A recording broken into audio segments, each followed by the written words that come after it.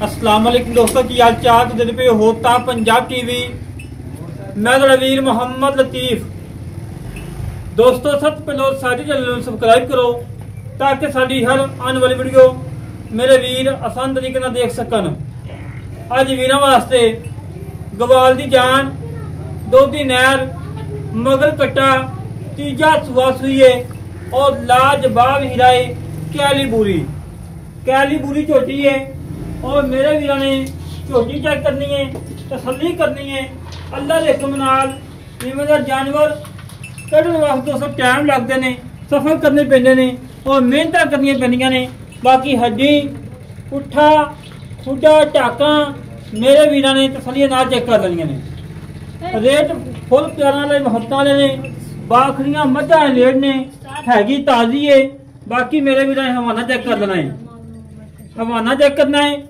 थब्बा आडो quality है, रोक रोक का थान है और चवाई का कोई टाइम नहीं। सुबह 9 तो 10 बजे का टाइम है और मेरे वीर ने तसलियां कर लेनियां ने।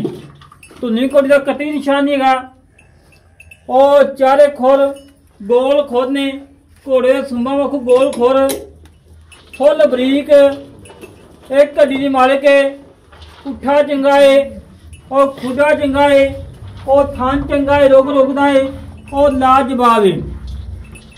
आडो क्वालिटी मेरे वीर चेक करना है और थाना में विरला चेक करनिया ने।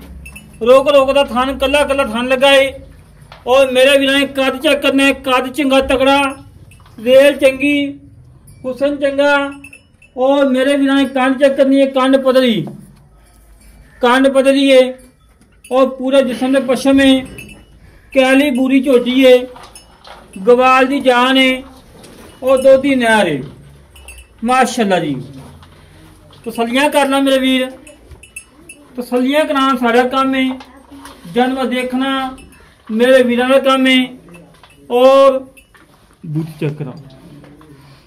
एक सिंह मीना है, एक चूर कुंडा है और मेरे वीरों ने बरीके चेक करनी है, तोन चेक करनी है।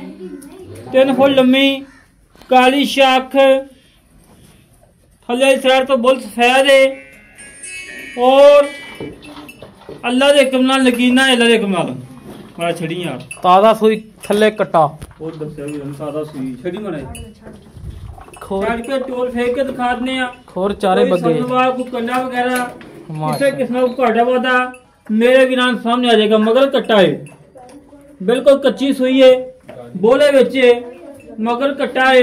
कट्टा माशाल्लाह मेरे वीरान चेक करना है। मुछ बगी, मथे सह खुली, बिल्ली आखे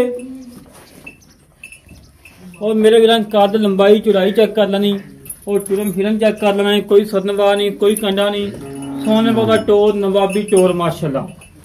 जेड़े वीर कहने लतीफ भाई मोल होवे बिल्कुल मुनासिब, बाखड़ियां मझां वाला रेट होवे, दुध कोई 12-13 किलो होवे, उन्हां वीरां वास्ते अज नगीना हीरा है और अल्लाह दे हुक्म नाल कीमत दे दुआवां देन दे कि वाकई किसी ने तोहफा करके दिता है। माशाल्लाह जी, तसलियां कर ला मेरे वीर, तसलियां कराना सारा काम है। जानवर देखना मेरे वीरों का काम है और रेट फुल प्यारा वाले, मोहब्बतां वाले ने, चाहतां वाले ने। कोई 5 नहीं, कोई 4.5 नहीं, कोई 4 नहीं। अज मुल लोह ने जेड़े लैने ने, पक्के रेट होने ने अल्लाह दे हुक्म नाल। बाकी मजीद गल्लां करने मालकां नाल की हिसाब तो भाई की हाल है? की नाम भाई? अली भाई अली अहमद हमारी घर दी मुल दी घर दी कितना सौ सी? तीजा सौ सी। सोनी गल की दुध कितना? दो जगह 12 से पक्का 2 टाइम चवा देना बिल्कुल। तू 10 किलो चवा देगा? 12 किलो चवा पक्की गल पूरा ठीक होगा, कोई नुक्स है ना? हर गल की गारंटी। हां जी, मगर कट्टा है। हां जी, सोई भाई कितना देने? 6 डांगे माशाल्लाह।